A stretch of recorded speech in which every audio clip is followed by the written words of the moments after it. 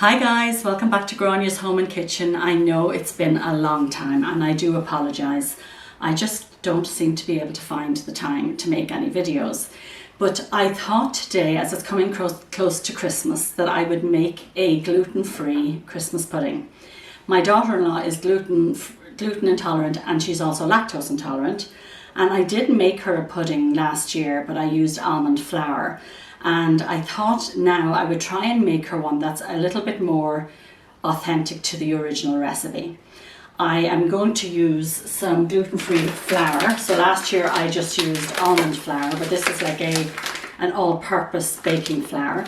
And I'm going to use some gluten-free bread for the breadcrumbs. I didn't use breadcrumbs last time. And I just found out that the Glutenberg, who make gluten-free beer, have just introduced a stout. It's called Glutenberg Stout. But unfortunately, it hasn't been launched in Ontario yet. And I really would have liked to have gotten that because it would have replaced the Guinness. But instead, I just bought some gluten-free beer so that I can add, all the alcohol flavours to it as well. Next year, hopefully, I will be able to use the stout. So if you're watching this video, and especially if you're in Canada, because it is actually made in Quebec, look out for the stout. It would be ideal, but the beer will be fine. And then I'm just going to use the whiskey and the brandy because they're distilled, you can actually use them for people who are celiac or gluten intolerant.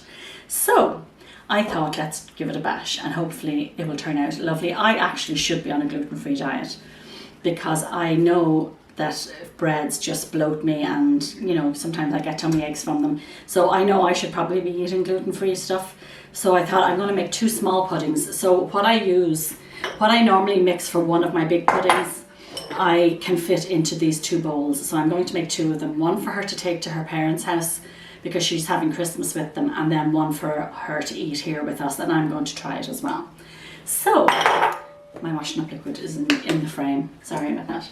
So let's start. So my trusty, if you've been following me, my trusty old cookbook, which is, gosh, it's older than Ali. My daughter's 32, so it's older than her. So I love it, and look at the state of the Christmas pudding recipe. So let's start. So it's 8 ounces of butter, which is melted. So I'm just going to pop that in the microwave now. While that's melting, we're going to get 8 ounces of flour. So we're going to use this gluten-free flour. So I have my little weighing scales here. And because this is an old Irish recipe, that's why I don't have the cup equivalents. But if you wanted to, you could go online and you could do the conversion. Okay, so I need 7 ounces of flour and 8 ounces of dark brown sugar. So you want the one that's that kind of sticks together. It's not grainy, so the dark brown sugar. This one is called old-fashioned brown sugar. So I love the smell of this. It's very caramelly.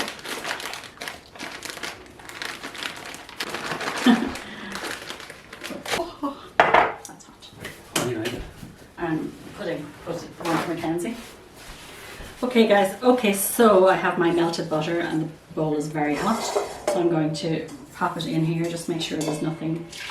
So 8 ounces of melted butter, 8 ounces of dark brown sugar. The ingredients will be in the description below. Now guys, I have made this video, my actual regular Christmas pudding video, which is almost identical, is on the channel and it has like 72,000 views on it. So I will put a link in it, so if you don't want to make the gluten-free one, you can follow it there, and I probably go into a little more detail than I'm going to go into here today. Alright, so we're going to add the sugar, oops, I just made a mess, to the melted butter, like so, and then to this we're going to add the flour.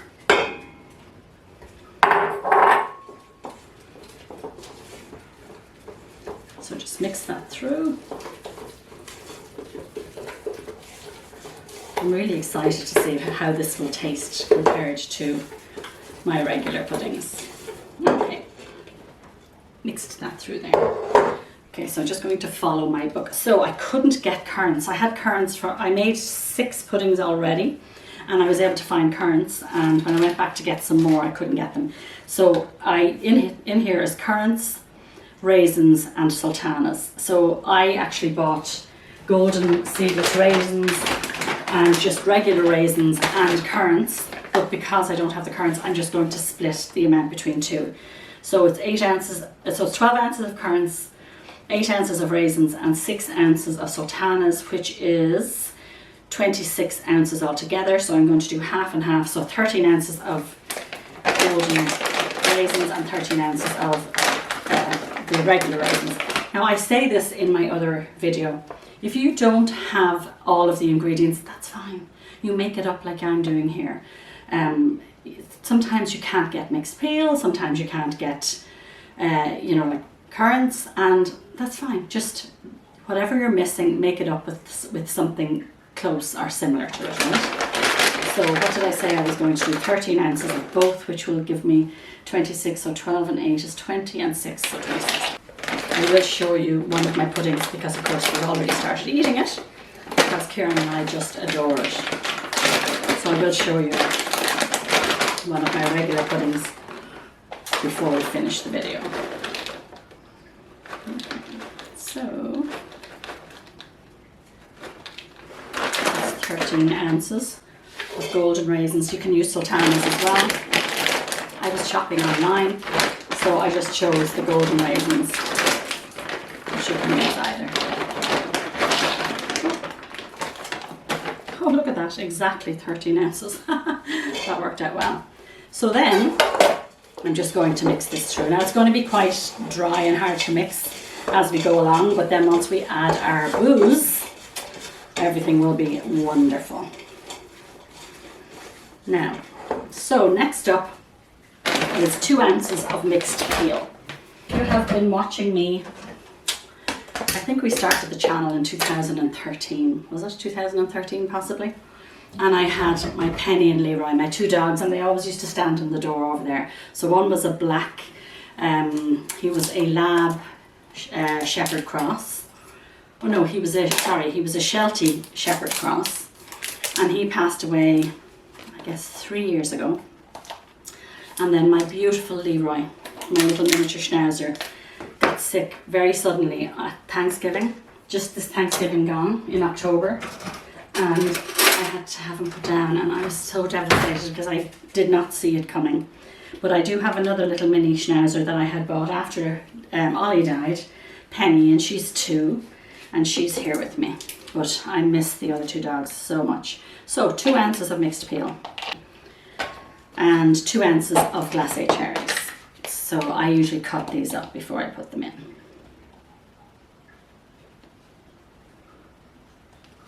Okay, so just put them on a cutting board. Can you see actually what I'm doing? And then I just usually cut the cherries in 4. Just so that they mix thoroughly through the mixture. Welcome to the most fluid baker in the world. You know I like to bake instinctively as well as I do follow recipes, but I do also follow instinct. So, okay, so now mixing both of them through the mixture. And next up are 1 ounce of blanched almonds. Oh, another cherry. There you go. And I just have these little slivered almonds, and 1 ounce. I sometimes don't even weigh this, guys. I just, actually I don't even have a full ounce there, but that's fine. We just put in what I have. Because I've made so many, I've gone through them. Okay, so mix them through again. And the reason I mix each time is because we want to distribute the ingredients throughout the whole mixture. Now we need 6 ounces of breadcrumbs, so I bought this gluten-free bread. Okay guys, I just need to go back in. It actually is harder to make breadcrumbs with this type of bread than it is with regular bread. But, so I just had to give it 3 shots in the magic bullet.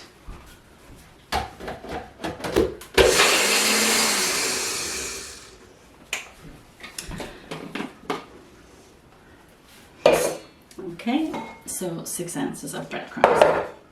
Again, we're just going to mix this through. And you will notice that it's like getting stiff because obviously the butter has been absorbed in all the other ingredients. Okay, so now we're going to grate the rind of a lemon and an orange, and we're going to add the juice of both to the mixture. Mind your fingers now.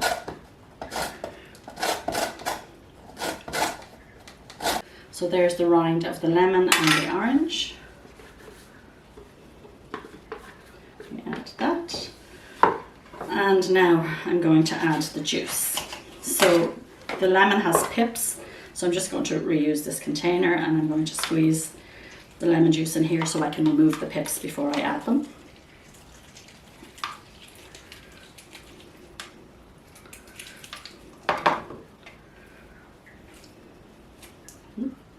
Actually, this one has a lot of pips, or seeds, I guess you call them in Canada.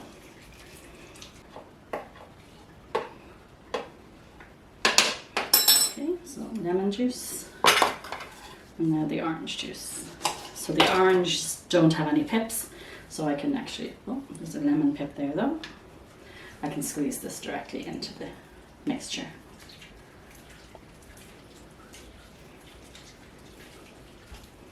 And you can do this by hand if you don't have a gadget. So to this now we're going to add a level teaspoon of nutmeg. Just put my glasses on. So I just use a small teaspoon, but you can use measuring spoons if you want. So it doesn't have to be exact. Level teaspoon of nutmeg, a heaped teaspoon of mixed spice. In Canada I use allspice, which is actually its own spice, but it actually smells very similar and it works great in the puddings. And then I usually just put like a shake of cinnamon. So I'm going to mix that all around. It smells so good, but don't have the booze in it yet. So somebody asked me, what can they use if they don't want to use alcohol? Well, you can actually get, as we all know, a non-alcoholic beer, so you could use that, or you could use apple juice. Or like a non-alcoholic cider. So if you just something that's non-alcoholic. But like I say, you can get non-alcoholic ciders and beers now, which would actually still give it that flavour without having the alcohol content. What I will say is that when you cook with alcohol, the actual alcohol content actually cooks away. So like you couldn't get drunk from eating a Christmas pudding. Now I do pour alcohol over it. You don't have to do that. You could use apple juice. But once you cook it, it actually no longer has its alcohol content in it. It just gives you the flavours. So to this we are going to add 2 large eggs. Now for the good stuff. So this is what I'm using instead of the Guinness. And it's Glutenberg, and it's just a blonde ale. And it will still give a lovely flavour. But like I said earlier, you will be able to get the stout probably for next year, or I think it's coming out fairly soon. So just check with your local LCBO. So this is where Grania does not follow the recipe at all. So it actually calls for 3 to 4 tablespoons of Guinness. I should measure it out because otherwise I usually just pour it straight in. But let me just get the feel of what I would put in. Not quite a half a pint, maybe 1/4 of a pint. What have I in there? So I have 4 fluid ounces in there. Now, like I say, this you can do this to taste. I just think like, what's 4 tablespoons? Nothing. So we're going to add that in. And then it says 2 tablespoons of whiskey, and it doesn't actually call for brandy. Well, what I do is I just go as if I was filling a drink, probably a bit more than a measure. And the same for the whiskey. So again, you can't put too much or too little of this in. I forgot to put my eggs in. I have 2 eggs, okay? And then I just mix it all together. So now that you've added the alcohol and the eggs, you now have the moist mixture that will be ready to go into our bowls. So I'm just going down the bottom, getting all that dry stuff off the bottom and mixing it through.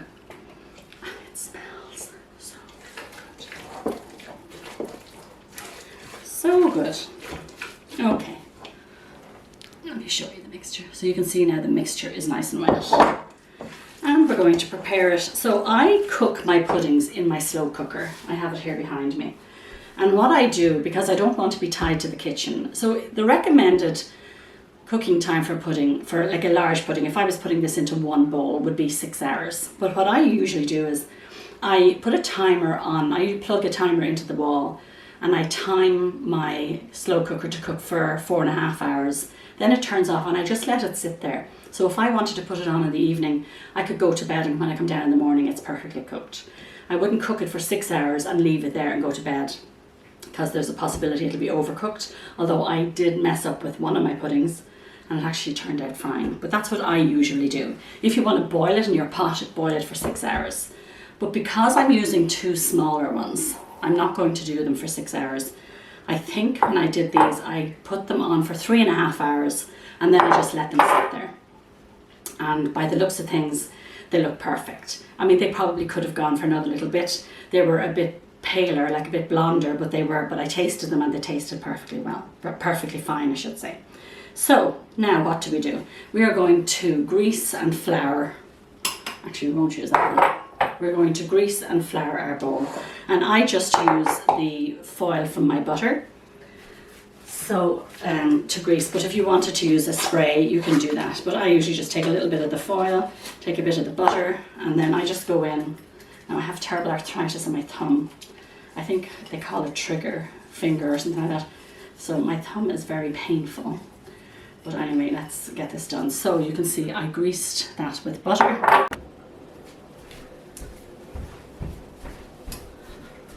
I don't believe it. I've just been talking away, showing you how to do this, and just realised that I didn't hit record. But don't worry, I'll be able to show you with the second one. So I'm just tying the twine around this one and get this ready to go in. So I have turned on my slow cooker and I have boiled a kettle of water just to get it warm. Now, you know what, I'd actually just put that aside and I'll show you again what I did. So I put the mixture between 2 bowls. And you can see it's you know, quite full. So this is really important that you put these creases in. I put them in anyway, even if they're not that full, because if your pudding expands, the paper then will expand and allow it to rise. So we're going to take some tin foil, enough to go over the top and down the sides, and you also need to allow a little bit of space for the fold. I hope I didn't do this one too short. And then we're going to take some greaseproof paper or parchment or wax paper or whatever we call it. Okay, so we're going to put the greaseproof paper over the foil, and then we are going to make a pleat or a fold in the middle. So you're going to catch the 2 pieces, and then you're just going to use your fingers, you're going to tuck it over and make a fold. So this will allow for any expansion. Can you see that? So we just put a crease in the paper. Now, we're going to, after you've filled your mixture into your bowl, you're going to take your paper and then you're just going to push it down all down the sides. Making sure your pleat is still intact. Then I actually am using macrame rope because I have no string, so you'll need string or macrame or whatever you have handy. And we're going to just put it down around the rim of the bowl. And then you're going to tie a knot. Make it as tight as you can.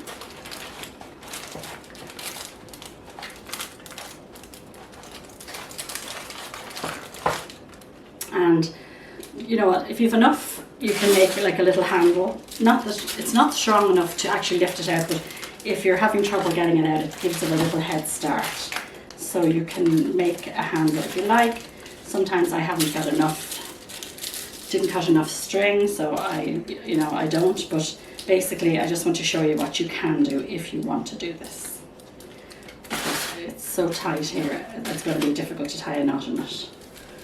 Let me try and do that for you.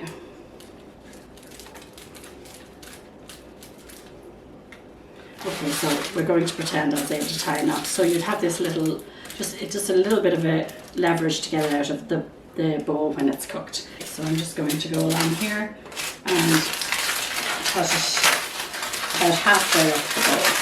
You just don't want the parchment paper sitting in the wet paper in case it kind of wicks it up into the pudding. Okay, so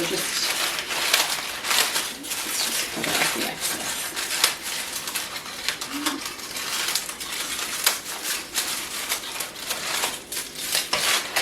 Okay, so can you see there? Okay, so I can fit both of these into my crock pot. If you have a round crock pot, you might only be able to cook one pudding at a time, but this will fit my big pudding bowl and it'll also fit my small pudding bowls. So obviously one big one and two small. So now I always, when I boil them on the stove, I always put a saucer underneath the pot because you don't want the glass pot sitting on the very hot element of your stove, because it may crack the bowl. But in the crock pot you don't need to do that. I used to do it and then I realized I actually don't need it in the crock pot.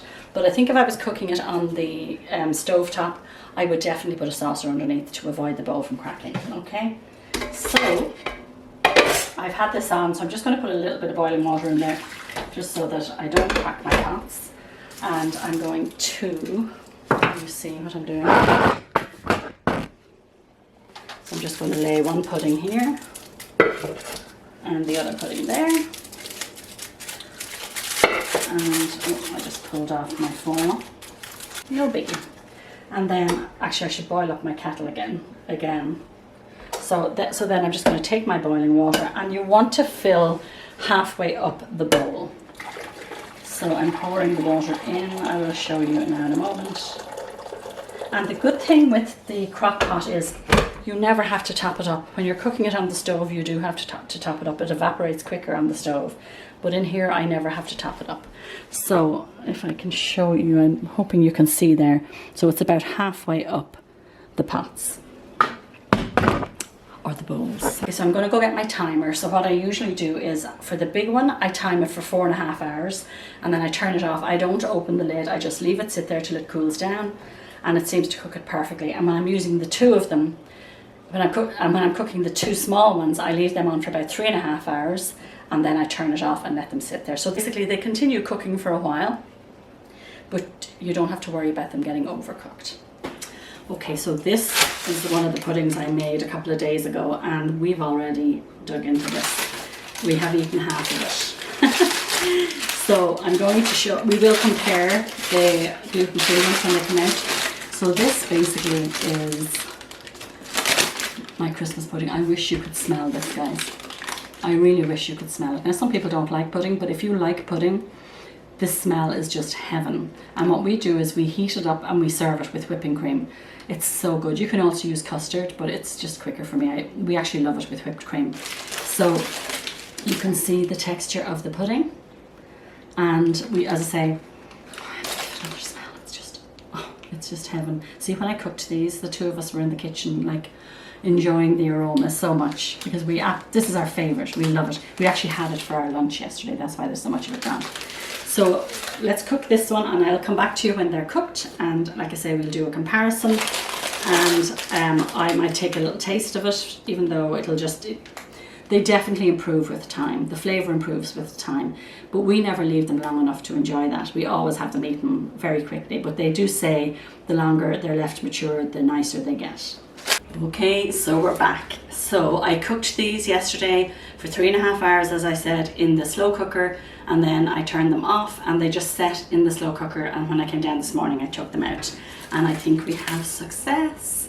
If you want to take a look there, it looks just like a regular pudding. Well, I mean, it should look just like a regular pudding. Smells really good. So what I did when I took them out this morning, which I should have waited to do now, but I wanted to let it soak in. So I got I have these really thin steak knives, and I just poked holes like that down through the pudding. And then I had to very carefully pour brandy over it, and just as much as it would take before it went over the sides. So probably less than 1/4 cup of brandy. and I just let that soak in. And the reason they put alcohol on the puddings when they took them out was because they wanted to extend the shelf life, let's say, of the pudding. And if they kept feeding this with alcohol, they would keep a pudding for over a year. I know I had an aunt who, I went down to her one time and she gave me pudding and I'm like, oh my God, that's so good. And she said, oh, that's last year's pudding. And I was like, last year's pudding? And she, you know, but that's how they actually preserved it. So now we have the puddings cooked. I'm going to show you how I store them. And I'm also actually going to take a taste because I'd like to see how it compares to my regular pudding. Let me get this out of the way. Oh, by the way, I was at the bottom of my Bailey's bottle, so I made myself a Bailey's coffee. So nice, and it's only, well, it's 2:40 in the afternoon, so it's not like it's breakfast time. But anyway, so what I do is similar to how we cover it when we're cooking it. We take some tin foil. A good bit, you don't want to be short. Okay, so some tin foil, and we take some parchment. Now, at this point, you can also pour alcohol over it if you want, and if you leave it for a while, it will soak up and it's spilled over. You probably put it over there. Let me repeat that. So at this point, if you wanted to, when you when you tip them out onto the greaseproof paper, you could actually add more alcohol. You will see it pooling around the bottom, but if you keep it wrapped for like 2 or 3 weeks, it will absorb that alcohol and it will be fine. If you put too much in, be careful, it will seep out and it will get everywhere. So there's kind of a fine line. Now, I don't know how well these are going to come out because I did have some issues with my other ones. The first batch came out brilliantly. The second batch struggled, and I think the first batch was warmer. And so what I'm going to do, well actually let's try it first. I do not think it's going to come out. So when I make these in my glass bowl, because they're so heavy, when I do this, they just come out. I don't have to coax them. But in this bowl here, I always seem to have problems. The sun is shining right into my eyes. So what I'm going to do is take a knife and I'm just going to carefully go around the edge and just try and loosen it. Now if parts of it stick, you can, once your hands are clean, you can kind of patch it up like mala, as we say in Ireland, or Play-Doh. Like you can kind of put it back together. You know, that's just the nature of the beast, trying to get it out of here. So let's see if we can get it out now. Oh, there we go. Oh, look at that, guys. Where am I? The sun. Is the sun in your way? Let me bring it forward to you. Can you see it? Doesn't it look fabulous? And guys, it smells so good. So let's do a little taste test on this one, shall we? So I'm just going to take a little cutting. Now I normally heat my pudding, but for this I'm just going to taste and see how it tastes.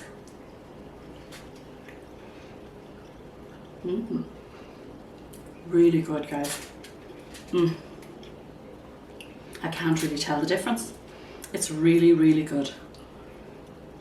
Oh, that's great. The only disadvantage of this over a regular pudding is this is much more expensive to make because you have to buy the gluten-free flour and the gluten-free beer, you know, so not much more expensive, but it's more expensive to make. But that is actually really, really good. Now, so good. I would challenge anyone to be able to tell the difference. It tastes so good. So, I promised I would let you see one against the other. So let's take a look. Now this one I actually did cook a little longer than I should have because I reversed my timer. I thought I had my timer. When I thought I had my timer on, I had it off and vice versa. So this actually cooked longer. It probably cooked for like 7 hours, which I never do that, and it's delightful. So it just shows you they're very hard to mess up. So this one is darker. Could be because it was cooked much longer too. But let's lift them up and let's take a look. So there they are side by side. So yes, this one is much darker. But like I say, it could be because it was cooked for much longer, because sometimes my regular puddings come out looking this colour. And I really can't tell the difference, guys. This was an absolute success. Now, if you like Christmas pudding, if you're like me, I love it. I could eat it for my breakfast, lunch, and my dinner. It is just, to me, it is what Christmas is all about. There are lots of people who don't like it. But if you like pudding and you are gluten intolerant, this is your gal. She is so well worth it. So how do I wrap her up? I'm just distracted because I'm talking to you guys. And there's a lot of noise going on here. So I'm actually going to wrap the inside first with the parchment. And then I'm going to wrap the outside with the foil.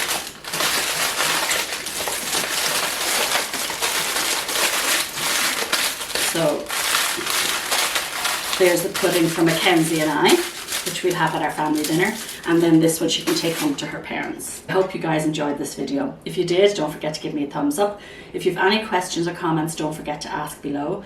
Don't forget to check out my other recipe for the regular pudding. It's pretty much the same, but I may go into more detail on how to make it. I can't remember because I haven't watched it in such a long time. So I'm hoping I might put something up before Christmas, but in case I don't, I want to wish you all a very happy, safe, and Merry Christmas. You take care.